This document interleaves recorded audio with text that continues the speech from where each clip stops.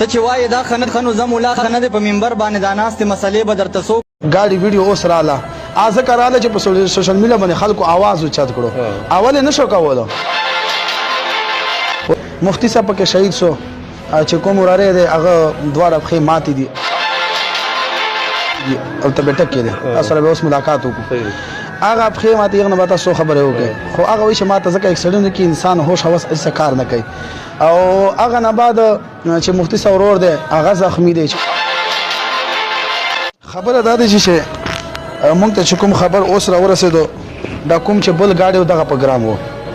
دا کوم بل ګاډی چې و صرف ګاډی چې هغه په ګرام و ځکه چې هغه یک طرف نه روان و که نه خپل سیده روان بل سیده روډ دی سیده روډ دی یو داسې نه چې مثال یو روډ دی سنګل نه ډبل روډ دی یک سیټ ته ګاډي خپل ځي یا سیټ ته خپل ځي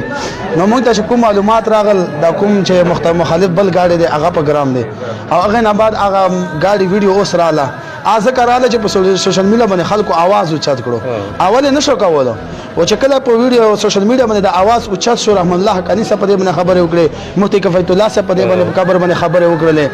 او نور خلکو د سوشل میډیا باندې خبره کړه اوچته کړه نو پس ته دا ګاډي شو کړ دومره ګاډي نشو کولی دا راته چې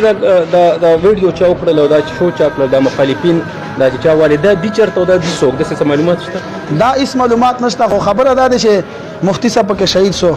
چې کوم وراره دی هغه دواړه پښې ماتې دي هلته به ټک کې دی تاسو سره به اوس ملاقات وکړو هغه پښې ماتې هغه نه به تاسو خبرې وکړئ خو هغه وایي چې ما ته ځکه اکسیډنټ کې انسان هوش هوس هېڅ کار نه کوي او هغه نه بعد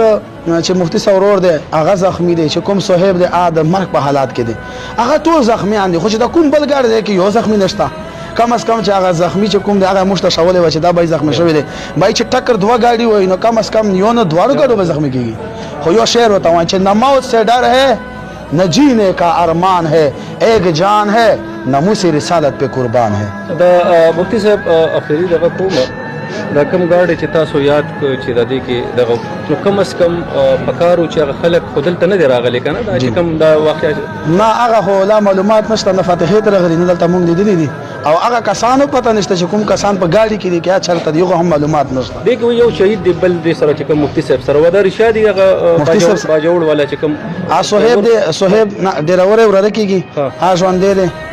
بیمار دی هغه مطلب زخمی دی هغه کور کې راوړی دی کوم چې مفتي صاحب ورور دی عاطف سردار هغه ډېر هغه بیمار دی که نه ډېر خراب دی هغه په هسپتال کې دی هغه سبا پرېشن دی الله تعالی دې صحت ورکړي یو صهیب نومیږي مفتي صاحب سره مخکې ګاډ کې اوس موږ سره په سفر کې یوازې موږ سره نو هغه ډېر خطرناک دی او صرف اوس مفتي صاحب شهید دی او نور درې واړه بچ دي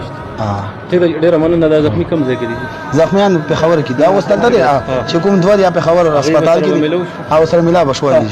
وای هر انسان ته د انسان په نظر ګوره هر غریب ته د خپل ځان په نظر ګوره هر انسان ته د انسان په نظر ګوره هر غریب ته د خپل ځان په نظر ګوره او کده سل چته محل شي په دنیا کې قبرستان ته د مکان په نظر ګوره او دا یو شعر واروا چې وای چې لما سره د پروت یو زور تصویر دی خو سم ویر دی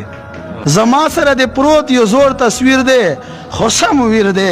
هر وخت مې زړوي جانانه ویر دی